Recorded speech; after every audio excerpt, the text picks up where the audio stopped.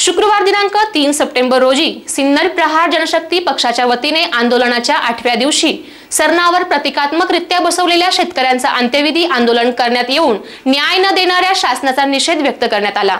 गेल्या 8 दिवसांपासून शेतकरी, व्यापारी, कष्टकरी, कामगार यांच्या न्याय हक्कासाठी सक्तीची वसुली त्वरित थांबवावी, सिन्नर व्यापारी बँकांचा भ्रष्ट कारभाराची चौकशी व्हावी या मागणीसाठी 5 दिवस उपोषण आंदोलन, 2 दिवस वेगवेगळ्या प्रकारे आंदोलन करून शासनाचे लक्ष वेधण्याचे काम करण्यात आले। मात्र शासनाने या मागण्यांकडे लक्ष न दिल्याने गुरुवार दिनांक 2 सप्टेंबर रोजी लाकडी सरणावर बसून आंदोलन करण्यात आले होते। मात्र शुक्रवार दिनांक 3 सप्टेंबर रोजी या आंदोलनाला आणखी तीव्र स्वरूप देत त्या लाकडी सरणावर प्रतिकात्मक स्वरूपात शेतकऱ्यांना बसवून अंत्यविधी आंदोलन करण्यात आले। या प्रसंगी त्यांच्या समवेत प्रहार जनशक्ती पक्षाचे शरद शिंदे, शिवाजी गुंजाळ, बापू सानप, रामदास उगले, दत्ता गुंजाळ, नामदेव सानप, भास्कर उगले, जयदेव माणेकर, सुनील महाराज, दौलत धनगर, गणेश सानप, सुरेश सानप आदींसह प्रहार जनशक्ती पक्षाचे कार्यकर्ते व शेतकरी बांधव उपस्थित होते। एसएन न्यूज साठी शुभम क्षत्रिय।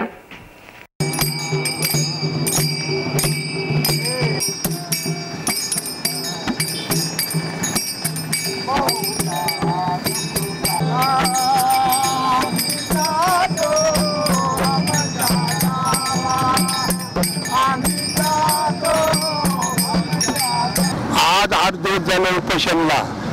आज 8 दिवस होऊन सुद्धा अजून कोणाचा पत्ता नाही। तिकडे बाहेरून फक्त पाहतात काय चाललं, काय नाही चाललं, काय नाही चाललं। हाजी गुजी यांचं नाव जे ठेवलेलं आहे तर हे आता हे नाव चुकीचं माझ्या मताने। यांचं नाव नाऱ्या किसल्या ठेवायला पाहिजे। हऱ्या नाऱ्या म्हणजे याच्यातून जे आहे तर तुम्हाला जरा दया थोडी सुद्धा येत नाही। याच्यातून घ्यायचं काय? शेवट तुम्ही जनतेचे आज जे आहे तर मंत्री आज तालुक्याचे जे आहे तर आमदार आहे आणि आमदार असून सुद्धा तुम्हाला नाही काय तर तुम्ही चालू येऊन जा ना।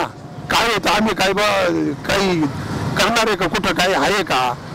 याच्यातून तुम्ही थोडीशी नोंद घ्या, काहीतरी करा, चांगला विचार करा। जे लोक आज गरबाडलेले, ज्यांच्या कर्जाने आज डोंगर त्यांच्यावर चढलेला आहे तो कोणत्या पद्धतीनं खाली होईल, जे खोटं केलेलं आहे ते खऱ्यावर करा। ज्यांच्याकडे 4 आणे आहे ना ते 4 आणे निश्चित भरणार आहे। पण तुम्ही 4 आण्याचे जर म्हणले ना 6 रुपये भरा, 1 रुपया सुद्धा मिळणार नाही। काय व्हायचं ते होईल पुढे। आम्हाला जवळजवळ या बँकेचे व्यापारी, सिन्नर व्यापारी बँकेबद्दल आम्हाला जवळजवळ 18 ते 20 वर्ष झाले। आमचे सभासत्व सुद्धा आम्हाला माहीत नव्हतं। आमच्या घरी लेटर आलं तुम्ही सभासद झाले बँकेचे, म्हणून बळजबरीने आम्हाला ती बँक दाखवली। याच्यात एजंटगिरी झाली। 2-2.5 हजार मतदान त्यावेळेस त्यांनी स्वतः पैसे भरून आमचे खेड्यापाड्याने त्यांनी सभासद बनवले आणि एवढे गुंतवले।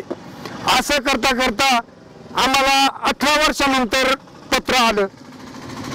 18 वर्षानंतर पत्र आल्यानंतर नोटीसचं त्यावेळेस आमच्या तोपर्यंत आम्हाला नोटीस नाही, काही माहिती झालं नाही। आणि ते नोटीस वाचल्यानंतर आमचे वडील एक्सपायर झाले, वारले, अटॅक येऊन वारले, धक्का खाऊन त्यांना संपलं जीवन त्यांचं।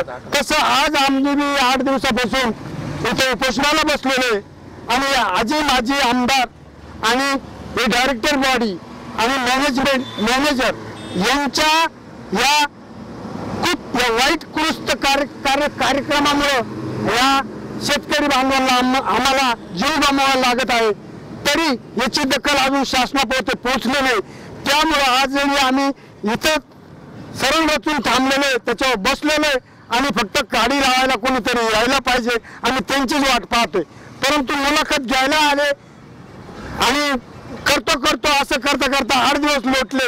इकडे बसून तहसीलदार सर्वांना माहिती आहे, आजी माजी खासदारांना, आमदारांना सर्वांना माहिती आहे, तरी पण त्याची दखल पोहोचलेली नाही। असं माझ्या मनाला आजही दुःख ते बोचतंय। म्हणून आम्ही आज इथं बसलेलो आहे। आजही तुम्ही जर याचा निर्णय नाही लावला तर उद्या आम्ही इथं हलू शकत नाही, एवढंच माझं म्हणणं आहे। सिन्नर व्यापारी सहकारी बँक या बँकेच्या 18 वर्षाच्या कारकिर्दीमध्ये मी एक अपंग शेतकरी आहे। माझं नाव बापू बबनराव सानप आहे। आम्ही 30,000 रुपये काढलेलं कर्ज, त्या कर्जाचं 30,000 कर्जाचे 17 लाख रुपये केलेत. आम्हाला रिन्युअल करताना कधी विचारलं नाही. आणि या सगळं काही असतील त्या आजी माझी आमदारांच्याच अंडर चालतं. जिल्हा परिषद अध्यक्ष, पंचायत समितीचे सभापती, इथे आमदार कामदार हे जर तुमच्याच जवळच असून तुम्हाला सगळी ज्ञात असून तुम्ही जर आज अपंग दीनदुबळ्या शेतकऱ्यांना कुठल्याच गोष्टीला मदत करत नाही आणि ज्यावेळेला इलेक्शन लागेल त्यावेळेला तुम्ही घरी येऊन सांगता नाही बापू असं करायचंय, नाही बापू तसं करायचंय, आपण हे करणार, तू काही काळजी करू नको, सगळ्यांना संमती घे आणि त्या अनुषंगाने सगळ्यांना संमती घेऊन आणि आपल्याला मदत करायची.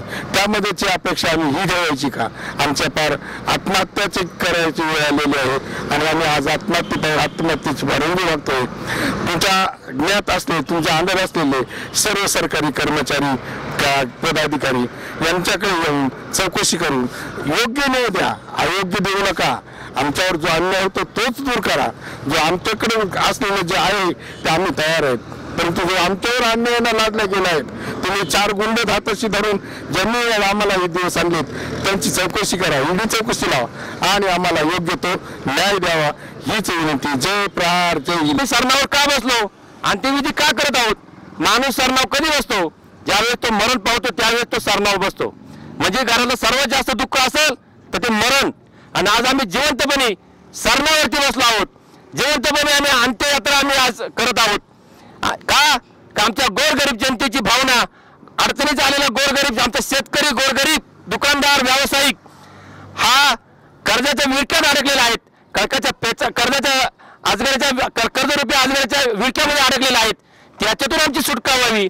आमच्या घरादारावर जो नांगर फिरवला जात आहे कर्जरूपी वसुलीने तो थांबवला गेला पाहिजे. आमच्या लेकरा बाळांचे प्राण वाचले पाहिजे, आमचं कुटुंब जगलं पाहिजे, यासाठी आम्ही इथं थांबलेलो आहोत. परंतु जर शासन आमची दखल घेत नसेल तर मग मात्र आज जरी आम्ही प्रतिकात्मक स्वरूपात सरळ असलो आहेत, आज जर प्रतिकात्मक स्वरूपात आम्ही अंत्यविधी करत आहोत, मग मात्र आम्ही डायरेक्ट आत्महत्या करणार आहोत याची शासनाने नोंद घ्यावी. कारण सिन्नर व्यापारी बँकेमध्ये गेल्या 20 वर्षापूर्वी गोरगरीब जनतेच्या 10,000 मालमत्तेच्या 10,000 किमतीच्या मालमत्तेवरती डायरेक्टर आणि मॅनेजर संगणमताने परस्पर 25-30 लाख रुपये काढले आणि त्याचे आज 70-80 लाख रुपये वसुली निघाले आहेत. असे सिन्नर तालुक्यामध्ये 400-500 शेतकरी याचे बळी ठरलेले आहेत. या भ्रष्टाचाराचे नांदी, या भ्रष्टाचाराची पाळंमुळे इतकी खोलवर उतरलेली आहेत की 2 वर्षापासून आंदोलन चालू आहेत आणि गेल्या 8 दिवसापासून आम्ही कचेरी पुढे बसलो आहेत.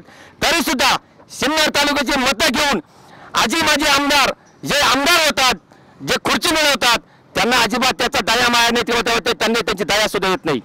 अशा या आजी माजी आमदाराचा आम्ही निषेध करत आहोत. कारण आमचीच गोरगरीब जनतेची तुम्ही मतं घेऊन खुर्चीवर बसतात का?